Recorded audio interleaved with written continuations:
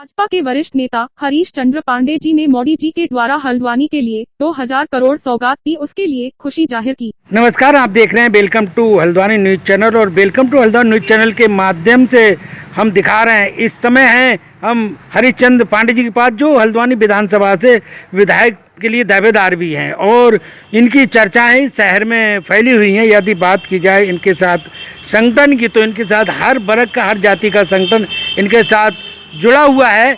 और अब हम बात करते हैं पांडे जी की। पांडे जी, जो प्रधानमंत्री जी आए थे परसों और यहाँ घोषणाएं करके गए थे, उनसे आप क्या कहना चाहते हैं उनके लिए? माननीय नरेंद्र मोदी जी जो देश के हमारे प्रधानमंत्री हैं, हल्द्वानी की जनता जब से ये मालूम पड़ा कि वो हल्द्वानी शहर में आने वाले हैं, तो एक टकटकी लगाई हुई थी और एक जिज्ञासा थी हर मतदाता के मन में, हर कार्यकर्ता के मन में कि वो हल्द्वानी आएंगे तो क्या करेंगे। लेकिन धीरे धीरे जब वो दिन आया तो जनता ऐसी उमड़ी कि जो एमबी इंटर कॉलेज का मैदान है वो तो फुल हो ही गया। लगभग 11 बजे वहाँ पर पैर रखने की जगह नहीं थी। इसके अतिरिक्त नैनीताल रोड, ठंडी सड़क और दाएं बाएं जितनी भी सड़कें थी वो फुल थी। लोगों ने कहा कि जितने लोग मैदान में हैं उससे 3 गुना लोग बाहर खड़े थे। जब मोदी जी आए तो हर हर मोदी, मोदी मोदी मोदी सड़कों पर महिलाओं ने, मातृशक्ति ने, युवाओं ने गर्मजोशी से उनका स्वागत किया। माननीय मोदी जी जब मंच पर चढ़े तो सबसे बड़ी जो उन्होंने शुरुआत की वो हमारी जो पर्वतीय भाषा है, जो हमारी कुमाऊनी भाषा है। भाइयों और बहनियों, नमस्कार और नानतिनों के प्यार, ये 2 लाइनें ही यहाँ के दिलों को छू गई और मोदी जी का भी साहस बढ़ा, मोदी जी का विश्वास बढ़ा और जो योजनाएं उनके मन में थी, जो योजना की तैयारी करके वो आए थे, धीरे धीरे उन योजनाओं को उन्होंने यहाँ पर बताया।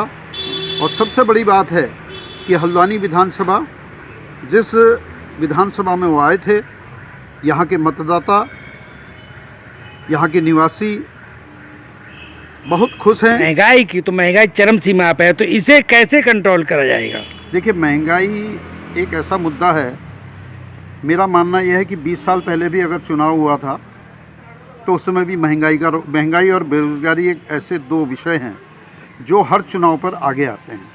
मुझे तो यहाँ तक याद है जब हमारी देश की प्रधानमंत्री इंदिरा गांधी के नेतृत्व में चुनाव लड़ा गया था 80 में, मैं बहुत छोटा था, एमए में पढ़ता था, उस समय भी इसी प्रकार के नारे लगते थे, महंगाई हटाओ, गरीबी हटाओ।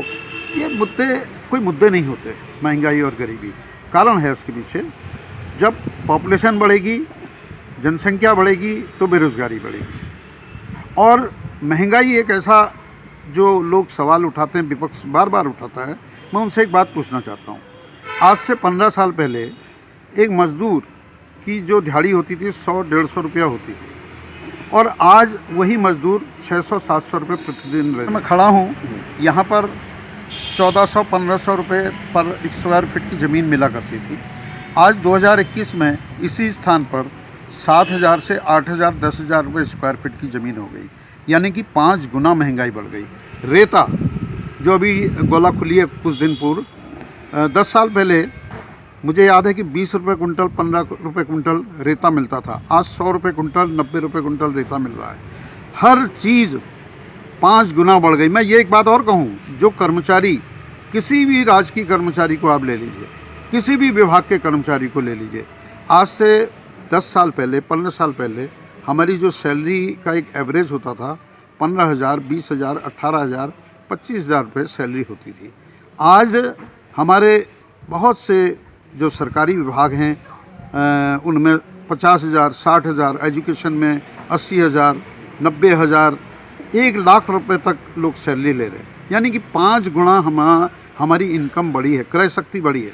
तो महंगाई, अगर पेट्रोल 50 रुपये का पेट्रोल अगर 100 रुपये हो गया, इस पेट्रोल को इतनी बार बार कि 100 रुपये पेट्रोल हो गया, 105 रुपये पेट्रोल हो गया। अरे पेट्रोल भी तो उसी गति में बढ़ेगा जिस गति में हमारी इनकम बढ़ रही है।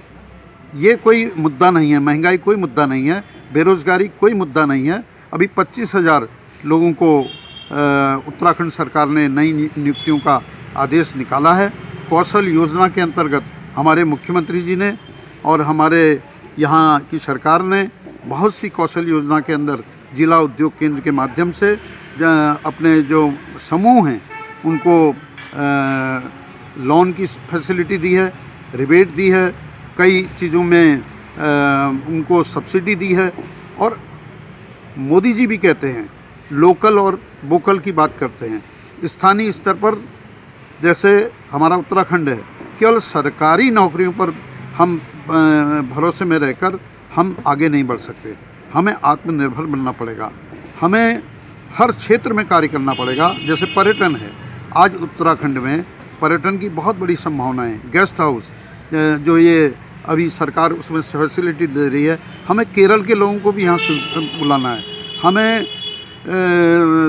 बेंगलोर के लोगों को बुलाना है, हमें यहाँ पर साउथ के लोगों को बुलाना है, हमने विदेश के लोगों को बुलाना है। इतना बड़ा उत्तराखंड है। तो अभी 4.5 साल में 2 मुख्यमंत्री बदल रहे। अभी पुष्कर सिंह धामी जी आए तो इन्होंने लगातार काम कर रहे हैं। तो क्या पहले ये विपक्ष कह रहा है कि पहले वाले मुख्यमंत्रियों ने 4.5 साल प्रदेश के विकास के बर्बाद कर दिए? ऐसा कुछ नहीं है। समय समय पर होता क्या है कि परिस्थितियाँ किस प्रकार की हैं, जिस प्रकार से हमारे योजनाएं होती हैं और संगठन होता है। हमारा जो विधायक दल के विधायक होते हैं वो एक समूह होता है। जब विधायक दल ये देखता है कि हमारा नेतृत्व कैसा चल रहा है, हमारे मंत्रालय कैसे चल रहे हैं, मुख्यमंत्री की जो कार्यशैली होती है वो एक, चाहे किसी को भी मुख्यमंत्री बनाया जाए, उसके बाद क्या होता है, ये भारतीय जनता पार्टी का सौभाग्य है। भारतीय जनता पार्टी का एक संगठन है जिनके पास आज भी 10 मुख्यमंत्री मिल जाएंगे, क्योंकि यहाँ भारतीय जनता पार्टी में जब कार्यकर्ता बनता है उसको संगठन की रीति नीति के बारे में इतना ज़्यादा ज्ञान दिया जाता है, उसकी कैपेसिटी, उसकी योग्यता, उसकी क्षमता काफ़ी बड़ी मजबूत होती है। यहाँ परिवारवाद नहीं होता। अन्य दलों में परिवारवाद होता है, चाहे समाजवादी पार्टी है, चाहे बहुजन समाज पार्टी है, चाहे कांग्रेस है। अब कांग्रेस में तो परिवारवाद चल रहा है 40 सालों से, अभी भी चल रहा है। लेकिन भारतीय जनता पार्टी लोकतंत्र में विश्वास करती है। जहाँ लोकतंत्र होगा वहाँ पर लोकतंत्र के हिसाब से व्यक्तियों का चयन। धामी जी किस तरह के कार्य कर रहे हैं? पुष्कर सिंह धामी जी युवा हैं, कर्मठ हैं और स्वच्छ छवि के हैं। पुष्कर सिंह धामी जी 18 घंटे 20 घंटे काम कर रहे हैं। और मैं तो ये मानूंगा, विपक्ष को ये बताना चाहता हूँ कि भारतीय जनता पार्टी ने जो ठीक समय पर समयानुकूल एक निर्णय लिया, उसके लिए उनको शाबाशी देनी चाहिए भारतीय जनता पार्टी के संगठन को।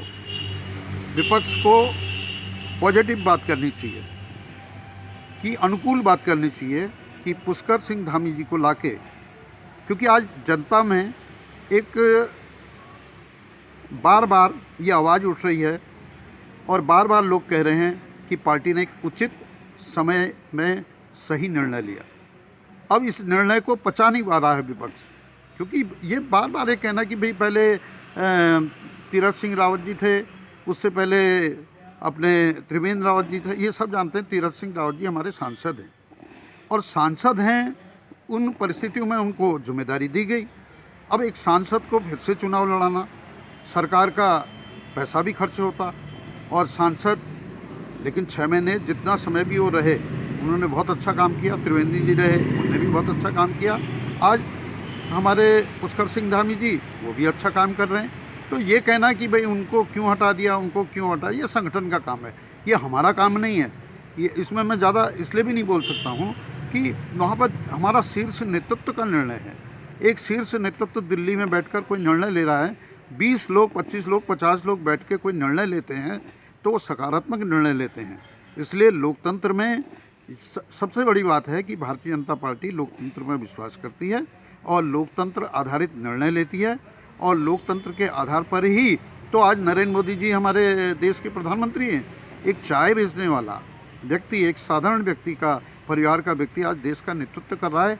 ये लोकतंत्र ही तो है। मैं चाहता हूँ कि भारतीय जनता पार्टी ने 1990 में, मुझे 90 में मेरा कोई रिश्तेदार नहीं था भारतीय जनता पार्टी में, मेरा कोई मुखिया नहीं था, मेरा कोई आका नहीं था, लेकिन मुझे कार्यकर्ताओं ने इकट्ठा किया और नेतृत्व ने निर्विरोध 1990 में मैं तो काठगोदाम रहता था और मुझे पूरे हल्द्वानी की बागडोर दे दी। ये लोकतंत्र ही तो था।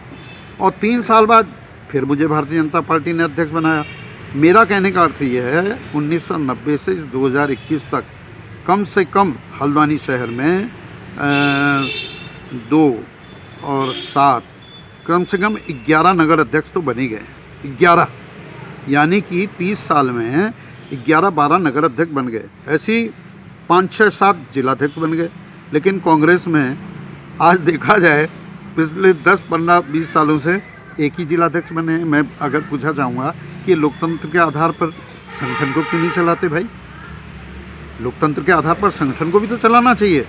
तो भारतीय जनता पार्टी चाहे मुख्यमंत्री हो, चाहे विधायक हो, चाहे नगर अध्यक्ष हो, चाहे जिलाध्यक्ष हो, चाहे प्रदेश अध्यक्ष हो, चाहे देश का प्रधानमंत्री हो, ये सब लोकतंत्र के आधार पर यहाँ चयन होता है। इसलिए ये बार बार कहना कि पहले ये था, फिर ये क्यों हो गया, फिर वो क्यों हो गया, ये 3 बदल दिए, 4 बदल दिए, अरे ये तो लोकतंत्र है। लोकतंत्र का सम्मान करती है भारतीय